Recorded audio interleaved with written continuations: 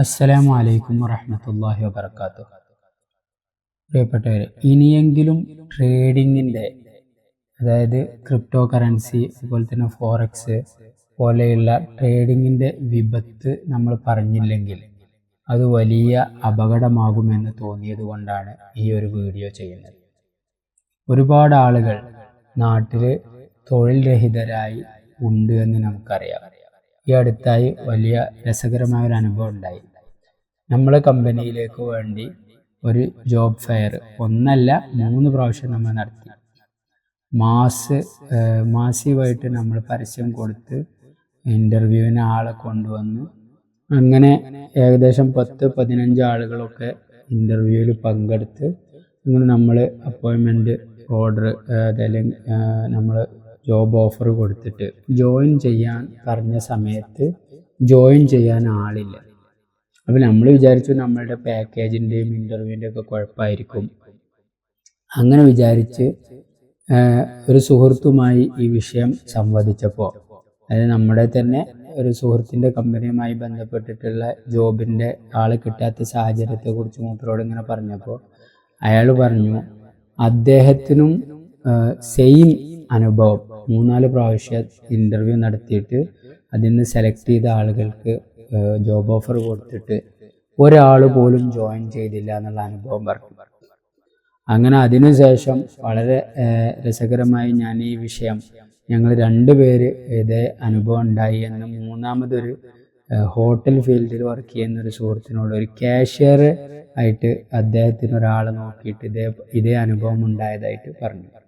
അപ്പം നമ്മളെ നാട്ടിൽ ഒരുപാട് തൊഴിൽ രഹിതരായ ഒരുപാട് ആളുകളുണ്ട്. അവരിങ്ങനെ ജോബോ എവിടെയെങ്കിലും ഇൻ്റർവ്യൂ ഉണ്ടോ എന്നൊക്കെ നോക്കും, CV അയക്കും. ആ CVക്ക് ഇൻ്റർവ്യൂവിന് വിളിച്ചാൽ അറ്റൻഡ് ചെയ്യും. പലപ്പോഴും ചിലരൊന്നും അറ്റൻഡ് ചെയ്യാനില്ല, ചിലർ അറ്റൻഡ് ചെയ്യും. അറ്റൻഡ് ചെയ്തിട്ട് അതിൽ നല്ല ഒരു ഓഫറാണ് എന്ന് കണ്ടാൽ അതിന് പാക്കേജ് പോരാന്നോ അല്ലെങ്കിൽ കാരണം പോലും ബോധിപ്പിക്കാതെ ജോയിൻ ചെയ്യാതിരിക്കുന്ന സാഹചര്യം. അപ്പം നമ്മളിങ്ങനെ ഇതിൻ്റെയൊക്കെ പിന്നിലുള്ള രസകരമായ വിഷയങ്ങൾ എന്തായിരിക്കും ഇങ്ങനെ ജോബ് ആളുകൾക്ക് വേണ്ടാത്തത് എന്നിങ്ങനെ ആലോചിച്ച് നോക്കുമ്പോൾ ഒരു ഉത്തരം കിട്ടുന്നത്, എല്ലാവർക്കും എന്താ വേണ്ടതെന്ന് വെച്ചാൽ അധികം ബുദ്ധിമുട്ടാതെ പെട്ടെന്ന് പണക്കാരനാവാനുള്ള, അല്ലെങ്കിൽ ബുദ്ധിമുട്ടാതെ പൈസ ഉണ്ടാക്കാനുള്ള മാർഗത്തെക്കുറിച്ചാണ് ആളുകൾ ചിന്തിക്കുന്നത്. അങ്ങനെ നോക്കുമ്പോൾ ഇവർ എന്തെങ്കിലും ഒരു ഓപ്ഷൻ സെലക്ട് ചെയ്തിട്ടുണ്ടോ എന്നൊന്ന് അന്വേഷിച്ചാൽ പലരും നിക്ഷേപങ്ങളുടെ ആളുകളാണ്.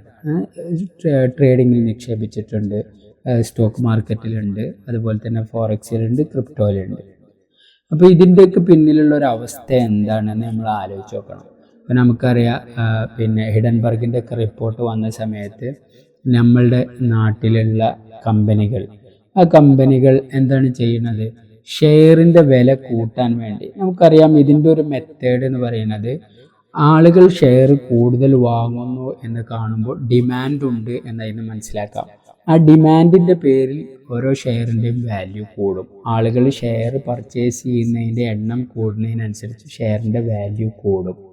അപ്പോൾ ഇവരെന്താ ചെയ്യണമെന്ന് വെച്ചാൽ കൃത്രിമമായി ഇതിൻ്റെ വാല്യൂ കൂട്ടണം. അതിന് ഇന്ത്യയിലുള്ള അതേ കമ്പനികൾക്ക് പുറം രാജ്യങ്ങളിൽ അവരുടെ തന്നെ പേരിൽ വേറെ കമ്പനികൾ ഉണ്ടാവും, അല്ലെങ്കിൽ അവരുടെ പാർട്ട്ണർഷിപ്പ് അല്ലെങ്കിൽ ബിനാമികളുടെയൊക്കെ പേരിൽ കമ്പനികൾ ഉണ്ടാവും. അവരെന്താ ചെയ്യുന്നത്? അവർ പുറത്തെ രാജ്യങ്ങളിൽ നിന്ന് ഈ കമ്പനിയുടെ അവരുടെ കമ്പനിയുടെ ഷെയറുകൾ വാങ്ങിക്കൂട്ടും. അപ്പോൾ ഇത് വാങ്ങുമ്പോൾ എന്താണ് സംഭവിക്കുക? ഷെയറിൻ്റെ വാല്യൂ കൂടും. അപ്പോൾ ആ വാല്യൂ അവർ തന്നെയാണ് പർച്ചേസ് ചെയ്യണത്, അത് ഈ വാല്യൂ കൂട്ടാൻ വേണ്ടിയിട്ടാണ്. അപ്പോൾ ഇത് ജനങ്ങൾ എന്ത് ചെയ്യും? ഷെയർ ഒന്നായിട്ട് പർച്ചേസ് ചെയ്യും. അതിൽ ചില കമ്പനികൾ ഇങ്ങനെ കൃത്രിമമായി ഷെയർ വാല്യൂ കൂട്ടുക മാത്രമല്ല ചെയ്യണത്, അവരെന്ത് ചെയ്യും? ഇതിങ്ങനെ കൂടി വരുന്ന സമയത്ത് അതിൻ്റെ ഷെയറുകൾ എന്ത് ചെയ്യും? അവരുടെ ഭാഗത്തുള്ള ഷെയറുകൾ, അതായത് പുറം രാജ്യങ്ങളിൽ നിന്നുള്ള ഷെൽ കമ്പനികൾ ഉപയോഗിച്ചിട്ട് വാങ്ങിയിട്ടുള്ള ഷെയറുകൾ അവർ വിൽക്കുമ്പോൾ വീണ്ടും വില കുറയും.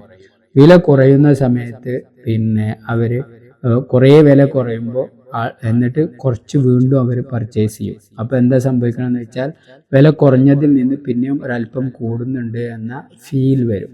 അപ്പോൾ എന്ത് ചെയ്യും? ഈ സാധാരണക്കാരായ ആളുകൾ പിന്നെ വില കൂടാനാണ് പോകുന്നത്, അതിൻ്റെ ഒരു ട്രെൻഡ് അങ്ങനെയാണ് എന്ന് കാണുമ്പോൾ വീണ്ടും വാങ്ങുമ്പോൾ ഇതിങ്ങനെ കുറേ വീണ്ടും വില കൂടുമ്പോൾ അവരുടെ ഷെയറിനെ വീണ്ടും വിൽക്കും. ഇങ്ങനെ കളിച്ച് നമ്മളുടെ ഈ പിന്നെ സാധാരണക്കാരായ ഇത്തരം ഈ മേഖലയിൽ ഇൻവെസ്റ്റ് ചെയ്യുന്ന പലരുടെയും പണം നഷ്ടപ്പെട്ടുകൊണ്ടേയിരിക്കുകയാണ്. ജസ്റ്റ് ഗൂഗിൾ ചെയ്ത് നോക്കുക. ഈ ഷെയർ ഫോറക്സിലോ ക്രിപ്റ്റോയിലോ സ്റ്റോക്ക് മാർക്കറ്റിലോ ഒക്കെ ഇഷ്യൂ ചെയ്തിട്ട് ഫണ്ട് ഇട്ടിട്ട് അതിൽ നിന്ന് എത്ര പേർ ലാഭമുണ്ടാക്കുന്നു എന്ന ഒരു സ്റ്റാറ്റിസ്റ്റിക്സ് നിങ്ങൾ ഓരോരുത്തരും അവനവൻ്റെ ഉത്തരവാദിത്തമാണ് അവനവൻ്റെ ഫണ്ട് എന്നുള്ളത്. ജസ്റ്റ് ഒന്ന് ഗൂഗിൾ ചെയ്ത് നോക്കിയാൽ നമുക്ക് മനസ്സിലാകും 97% ആളുകളുടെയും ക്യാഷ് നഷ്ടപ്പെട്ടുകൊണ്ടിരിക്കുകയാണ്. പിന്നെ 3% ആളുകളാണ് ഇന്ന് ലാഭം ഉണ്ടാക്കുന്നത്. അവരാവട്ടെ കോർപ്പറേറ്റ് കമ്പനികളുമായിരിക്കും.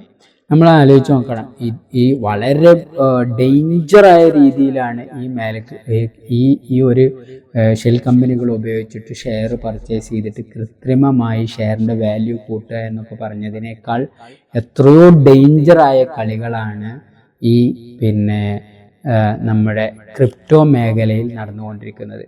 യാതൊരു അടിസ്ഥാനവുമില്ലാതെ ജസ്റ്റ് ഒരു ക്രിപ്റ്റോ, യാതൊരു അടിസ്ഥാന വാല്യൂവും ഇല്ലാതെ ജസ്റ്റ് ഒരു ക്രിപ്റ്റോ ഇഷ്യൂ ചെയ്യുന്നു.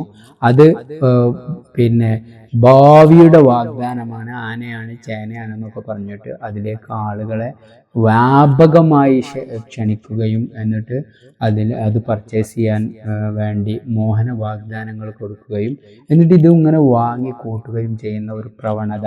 എന്നിട്ട് ഇതുപോലെ പിന്നെ ലിസ്റ്റ് ചെയ്യപ്പെടാത്ത ക്രിപ്റ്റോ കറൻസികളുടെ കാര്യമാണ് ഈ പറഞ്ഞത്. ഇനി ലിസ്റ്റ് ചെയ്ത ക്രിപ്റ്റോ കറൻസികളുടെ അവസ്ഥ തന്നെ സ്റ്റേബിൾ കറൻസി അല്ലെങ്കിൽ അതിലുള്ള ഏറ്റവും വലിയ അപകടം എന്താണെന്ന് ചോദിച്ചാൽ ഈ ഇൻസ്റ്റിറ്റ്യൂഷണൽ പ്ലെയേഴ്സ് എന്ന് പറഞ്ഞാൽ പിന്നെ അവർ വലിയ ഹ്യൂജ് എമൗണ്ട് ഇൻവെസ്റ്റ് ചെയ്തിട്ട് പിന്നെ ഇതിൽ നിന്ന് ഫണ്ട് ഉണ്ടാക്കുന്ന ആളുകളാണ്. അവരെന്താ ചെയ്യുക, ജസ്റ്റ് കൃത്രിമമായി ആ ചാർട്ടിനെ മാനിപ്പുലേറ്റ് ചെയ്യാൻ വേണ്ടിയിട്ട് അവർ ബൈ ഓർഡർ ഇടുന്നത് കാണുമ്പോൾ അതിൻ്റെ ട്രെൻഡ് വാല്യൂ കൂടുന്നതായിട്ട് ഈ ചാർട്ടിൽ വരുമ്പോൾ ഇത് വാല്യൂ കൂടാൻ പോവുകയാണ് എന്ന് കണ്ട് ഈ സാധാരണക്കാരായ ആളുകൾ ഒന്നിച്ച് അത് പർച്ചേസ് ചെയ്ത് തുടങ്ങും. പർച്ചേസ് ചെയ്യുമ്പോൾ ഇൻസ്റ്റിറ്റ്യൂഷണൽ പ്ലെയേഴ്സ് അവരുടെ ഷെയറിൻ്റെ വാല്യൂ, അവരുടെ കറൻസിയുടെ വിലയും കൂടി. അപ്പോൾ അവർ സെൽ ഓർഡർ ഇടുന്ന സമയത്ത് ഈ പിന്നെ വില കൂടുമ്പോൾ വിൽക്കണം എന്ന പ്രതീക്ഷയിൽ വാങ്ങിയ സാധാരണക്കാരുടെ മുഴുവൻ പണവും എവിടെ എത്തി? ഈ പിന്നെ ഇൻസ്റ്റിറ്റ്യൂഷണൽ പ്ലെയേഴ്സിൻ്റെ കീശയിലെത്തി. ശരിക്ക് ഈ ക്രിപ്റ്റോ മേഖലയിൽ ഇപ്പോൾ നടന്നുകൊണ്ടിരിക്കുന്ന ക്രിപ്റ്റോ കറൻസി ശരിയാണ്, അത് ഭാവിയുടെ കറൻസി ഒരു ആശയം ആണ് എന്നത് ഓക്കെയാണ്. പക്ഷേ നമ്മൾ അറിയേണ്ടതുണ്ട്, ഏത് ഒരു ടെക്നോളജി പുതിയത് വരുമ്പോഴും അതിനെ ജനങ്ങൾക്ക് പൂർണ്ണമായും മനസ്സിലാകാത്ത ഒരു കാലത്തോളം അതിൽ ഏറ്റവും കൂടുതൽ അതിനെ മുതലെടുക്കുക ആരാണ്? ഈ ഇതുപോലത്തെ ഫ്രോഡുലൻസ്, ഫേക്ക്, അതേപോലെ സ്കാമുകളാണ് അത് ശരിക്കും മുതലെടുക്കുക. നമുക്കറിയാം, ഇപ്പോൾ MLM എന്ന് പറയുന്ന ഒരു സാധനം, multi level marketing, money chain എന്നൊക്കെ പറയുന്ന സാധനം, അത് നമ്മളെ നാട്ടിൽ ആ ഒരു ടെക്നോളജി വന്ന സമയത്ത് വ്യാപകമായി ആ ഒരു MLM-ൻ്റെ മറവിൽ ഒരുപാട് കമ്പനികൾ നമ്മുടെ നാട്ടിൽ നിന്ന് കോടാനക്കോടികൾ അടിച്ചുകൊണ്ട് പോയത് നമുക്കറിയാൻ പറ്റും. എന്നാൽ അത് ജനങ്ങൾ അതിനെക്കുറിച്ച് ഗവൺമെൻറ് അതിനെക്കുറിച്ച് പഠിച്ച് മനസ്സിലാക്കി അതിന് കൃത്യമായ റെഗുലേഷൻസ് കൊണ്ടുവന്നപ്പോൾ ഇപ്പോൾ അത്തരം കമ്പനികൾ പതിയെ കുറഞ്ഞു വന്നു എന്നേ പറയാൻ പറ്റുള്ളൂ. ഇപ്പോഴും അത്തരം കമ്പനികൾ പ്രവർത്തിക്കുന്നുണ്ടാവാം. എന്നാൽ അത്തരം ആ ടെക്നോളജി, ആ ഒരു മെത്തേഡ് ഉപയോഗിച്ചിട്ട് മൾട്ടി ലെവൽ മാർക്കറ്റിംഗ് എന്ന പിന്നെ അല്ലെങ്കിൽ ഡയറക്റ്റ് സെല്ലിങ് എന്നൊക്കെ പറയുന്ന ആ ഒരു പിന്നെ സ്ട്രാറ്റജി, അതൊരു മാർക്കറ്റിംഗ് സ്ട്രാറ്റജി എന്ന നിലക്ക് അതിന് തെറ്റുണ്ടെന്ന് പറയാൻ പറ്റില്ല. അത് തെറ്റുണ്ടാകുന്നത് അത് ഉപയോഗിച്ചിട്ട് ഇല്ലാത്ത ലാഭം വാഗ്ദാനം ചെയ്തിട്ട് ജനങ്ങളിൽ നിന്ന് പിരിക്കണ പൈസ അത് പിന്നെ അവരിലേക്ക് തന്നെ കൊടുത്തിട്ട് ഭൂരിഭാഗം കീശയിലാക്കുന്ന പരിപാടിക്കാണ് അതിലെ ഫേക്ക് എന്ന് പറയുന്നത്. അപ്പോൾ അത് ജനങ്ങൾക്ക് ഗവൺമെൻറ് അതിന് കൃത്യമായ മോണിറ്ററിങ് കൊണ്ടുവന്ന് വളരെ ജെന്യൂനായി പ്രവർത്തിക്കുന്ന കമ്പനികളും ആ മേഖലയിൽ അതേ സിസ്റ്റം ഉപയോഗിക്കുന്ന കമ്പനികൾ ഇപ്പോഴും നാട്ടിലുണ്ട്. പക്ഷെ ഇപ്പോൾ നാട്ടിൽ അത്തരം ഇത്തരം ജെന്യൂനായ കമ്പനികളിൽ പോലും ശരിക്കും ആളുകൾ ജോയിൻ ചെയ്യാൻ ഭയപ്പെടുന്ന തരത്തിൽ ആളുകൾ അതിനെ നെഗറ്റീവായി മനസ്സിലാക്കി കഴിഞ്ഞു. കാരണം അത് ഏറ്റവും കൂടുതൽ ഉപയോഗപ്പെടുത്തിയത് അത്തരം ആളുകളാണ് എന്നതുകൊണ്ടാണ്. സെയിം അവസ്ഥയാണ് ഇപ്പോൾ ഈ ക്രിപ്റ്റോ കറൻസി എന്ന് പറയുന്ന സാധനം. ആക്ച്വലി എന്താണത് എന്ന്, എങ്ങനെയാണത് വിനിമയോപാധി ആവുന്നത് എന്നൊന്നും ജനങ്ങൾക്ക് ശരിക്കും മനസ്സിലായിട്ടില്ല. ഈ സാഹചര്യത്തെ അതിന് വില കൂടും. അത് ഭാവിയിൽ ഇപ്പോൾ 2007 നമ്മളുടെ ബിറ്റ് കോയിൻ വരുന്ന സമയത്ത് അതിനൊരു വാല്യൂ ഉണ്ടായിരുന്നില്ല. ഇപ്പോൾ ലക്ഷങ്ങളാണ് വില, കണ്ടില്ലേ എന്നൊക്കെ പറയുമ്പോൾ ശരിയായിരിക്കൂല്ലേ, ഇനി ഇതും അങ്ങനെ വില കൂടാൻ സാധ്യതയുണ്ട് എന്ന നിലക്ക് അങ്ങനെ വാങ്ങിക്കൂട്ടാൻ യാതൊരു അടിസ്ഥാനവും ഇല്ലാതെ ഒരു റെപ്യൂട്ടഡ് ആയിട്ടുള്ള ഒരു ക്രിപ്റ്റോ എക്സ്ചേഞ്ചുകളിലും ലിസ്റ്റ് ചെയ്യാത്ത കറൻസികളിൽ പോലും, കോയിനുകളിൽ പോലും ആളുകൾ കൊണ്ടുപോയിട്ട് നിക്ഷേപിക്കുന്ന സാഹചര്യം ഉണ്ടാകുന്നത് ശരിക്കും എന്താണ് ഇവിടെ നടക്കുന്നത് എന്നതിനെക്കുറിച്ച് ആളുകൾക്ക് ധാരണയില്ല. അപ്പോൾ ആളുകളുടെ അറിവില്ലായ്മയെ പരമാവധി ചൂഷണം ചെയ്തുകൊണ്ട് ഇത്തരം കമ്പനികൾ രംഗത്ത് വന്നുകൊണ്ടിരിക്കുകയാണ്, ട്രേഡിംഗ് രംഗത്ത് വന്നുകൊണ്ടിരിക്കുകയാണ്. അപ്പോൾ സംഭവിക്കുന്നത് എന്തെന്ന് വെച്ചാൽ, ഈ ട്രേഡിങ്ങിൽ ഇങ്ങനെ ഒരു ലാഭം പ്രതീക്ഷിച്ചുകൊണ്ട് യുവാക്കളൊക്കെ എന്ത് ചെയ്തുകൊണ്ടിരിക്കുകയാണ്, അങ്ങനെ അതിൻ്റെ പിന്നാലെ, അതൊരു ഭ്രാന്തമായ അവസ്ഥയിൽ അതിൻ്റെ പിന്നാലെ പിന്തുടർന്നുകൊണ്ടിരിക്കുകയാണ്. രക്ഷിതാക്കൾ ഈ വിഷയത്തിൽ കൃത്യമായി മനസ്സിലാക്കിക്കൊണ്ട് അവരുടെ ആ അവസ്ഥയെ നിയന്ത്രിക്കാൻ നമുക്ക് പറ്റിയിട്ടില്ലെങ്കിൽ, അല്ലെങ്കിൽ നമ്മളെ കുട്ടികൾക്ക്, നമ്മളെ പുതിയ തലമുറയ്ക്ക് വിഷയത്തെക്കുറിച്ച് കൃത്യമായ ധാരണ ഉണ്ടാക്കി കൊടുക്കാൻ പറ്റിയിട്ടില്ലെങ്കിൽ വളരെ വലിയ നഷ്ടം. നമുക്ക് തൊഴിൽ രംഗത്ത് ആളുകൾ കിട്ടാതെ പോകുന്നു എന്നത് മാത്രമല്ല, നമ്മളെ കുടുംബത്തിൽ നിന്നൊക്കെയുള്ള സ്വർണം വിറ്റിട്ടും അതുപോലെ തന്നെയുള്ള പണം കടം വാങ്ങിയിട്ടൊക്കെ ഈ വ്യാപകമായി ഈ ഒരു ട്രേഡിങ്ങിൻ്റെ പിന്നാലെ പോയിക്കൊണ്ടിരിക്കുകയാണ്. കൃത്യമായ സ്ട്രാറ്റജിയിലൂടെ പഠിച്ച് ചെയ്യാൻ പറ്റൂല എന്നൊന്നുമല്ല ഈ പറഞ്ഞത്. അതിൽ യാതൊരു ലാഭസാധ്യതയും ഇല്ല എന്നൊന്നും ഈ പറഞ്ഞതിനർത്ഥമല്ല. പക്ഷെ ഇപ്പോൾ ജനങ്ങൾക്ക് അതിൻ്റെ എന്താണ് ആക്ച്വലി അവിടെ സംഭവിച്ചുകൊണ്ടിരിക്കുന്നത് എന്നതിനെക്കുറിച്ചുള്ള കൃത്യമായ ധാരണ ഇല്ല.